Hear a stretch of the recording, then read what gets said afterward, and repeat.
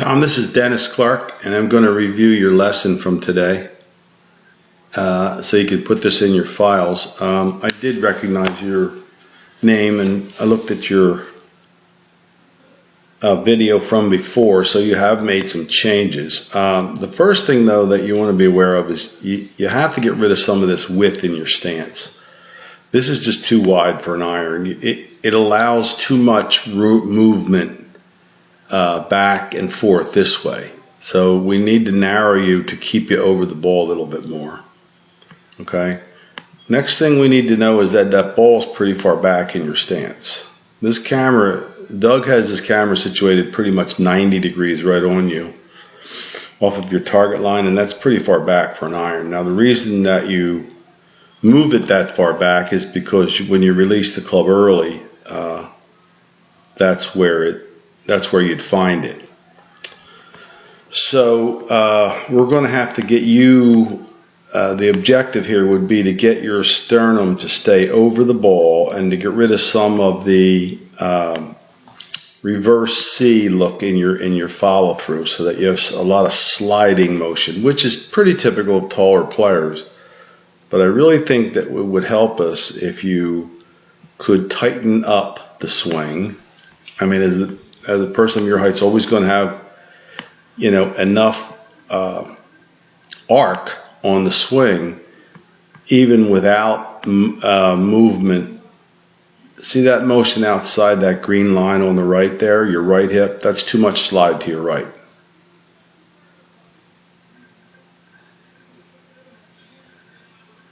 The problem with this now is when you get that far behind it, when you get back here, that's why you're moving the ball back, because the center of your mass is, even as far back as it is, you've still moved it a little bit behind the ball.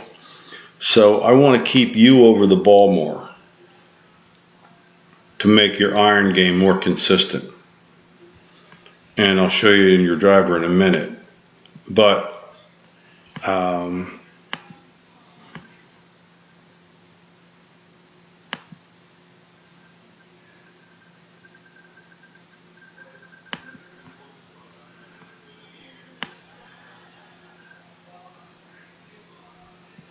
like that.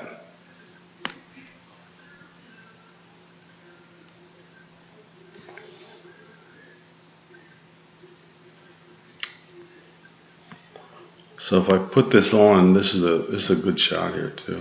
Let's see.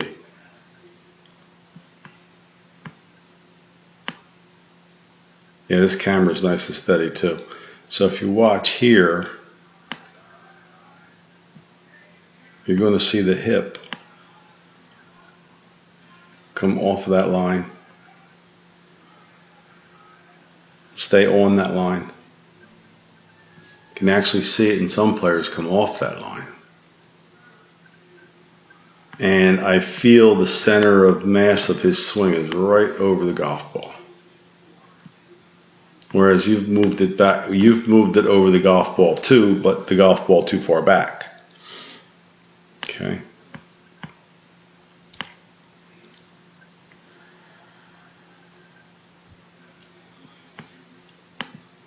So we're going to tighten it up a little bit.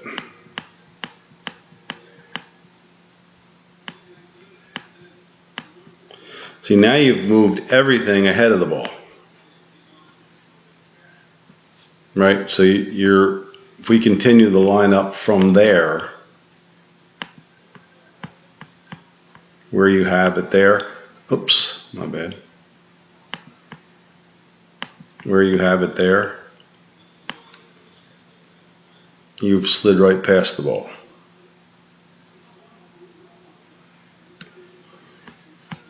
Okay, so we need to keep you turning over the ball.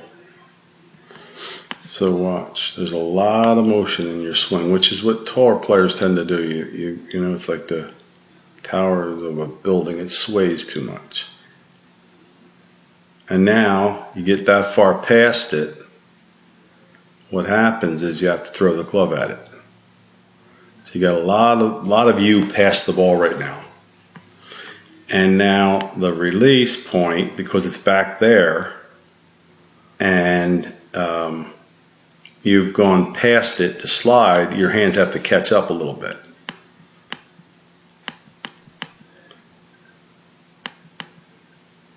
So we got to get a little bit more hold on your swing, like I was working with Matt on the same thing. So we're going to get a little bit more delay in your hit, so that when you get there, it's going to look a little bit more like that. And then we got to get some turn. Now, if I go over here and you watch this turn, you'll see what I mean. Like this. And we get this. See the gap? Let me show you this. Watch the knees. The right knee kicks in, and they're very close and touching. See how far apart this are? Yeah, and that's what leads to, or that's what is a product of this.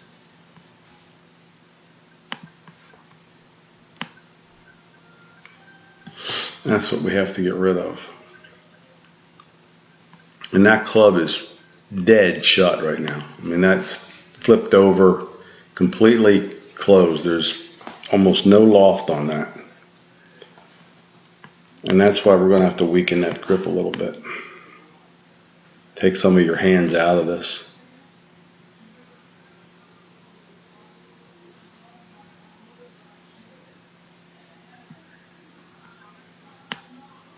Flip and go. So if I can keep your upper body a little bit more over your lower body, get the lower body turned a little bit more toward the target like that, I think that would be great. Now when you finish up here,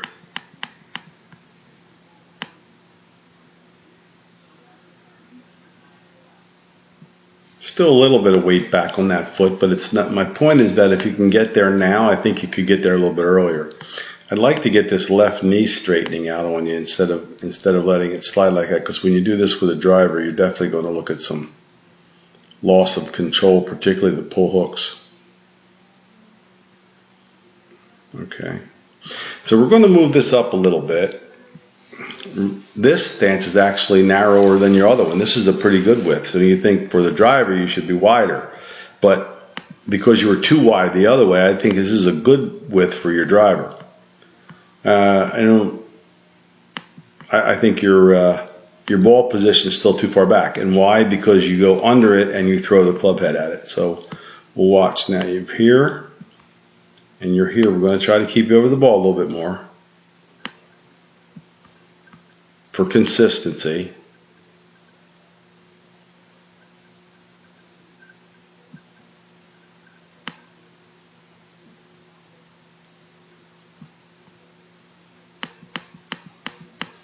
See, there's a hit behind it.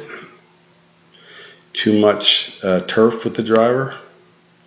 Any turf with the driver is too much, but that's from the throw. That's from the early toss of the club head. So you're already pretty well released, but you have to keep the body moving. In all your game, you have to keep the body moving. You can't have the belt buckle down looking at the target, because then you're just sliding. You know, it's a lateral motion. There's no rotary motion to it.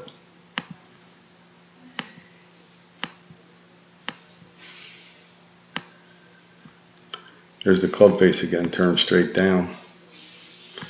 So you're seeing why you would be inconsistent with it, right? I'll look at it from the back in a minute here, but you'll see what I mean.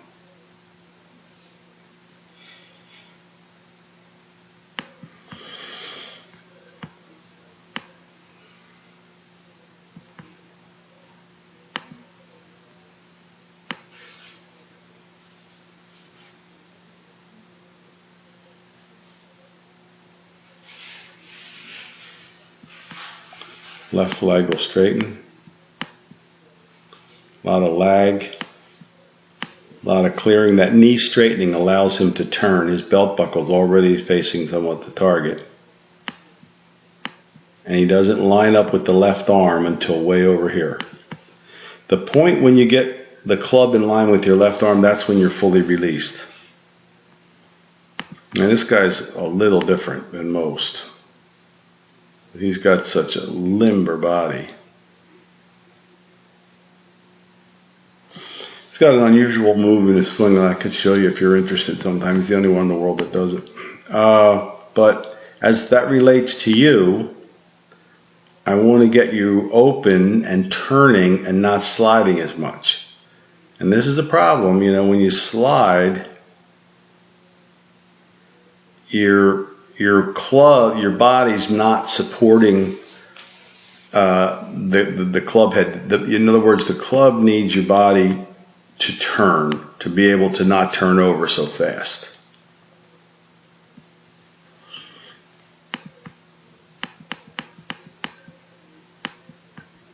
That's a very different club. You've got a lot of hands in your golf swing. So you want to really work on getting that left leg straight, getting turned through the ball, and we're going to quiet your hands and make your body a little more active. I think that's, in your case, that's the best thing we can do. I'm going to look at you from down line here.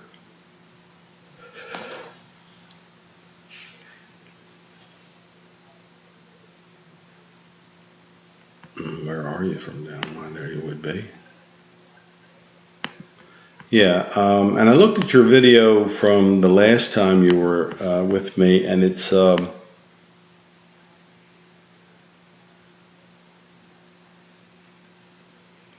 much less over the top. It's really, there are times when it gets close, but you are coming down inside much more. And that's kind of what you want. So you're approaching the ball from the inside. But now what you're going to see is what we want to get rid of. See this? Look at that club swinging out, out, out, out, out. That's the belt buckle still this way. There's no rotation in your swing. So let me give you a look at one here. And I don't have any tall players, but this will still demonstrate the effect here.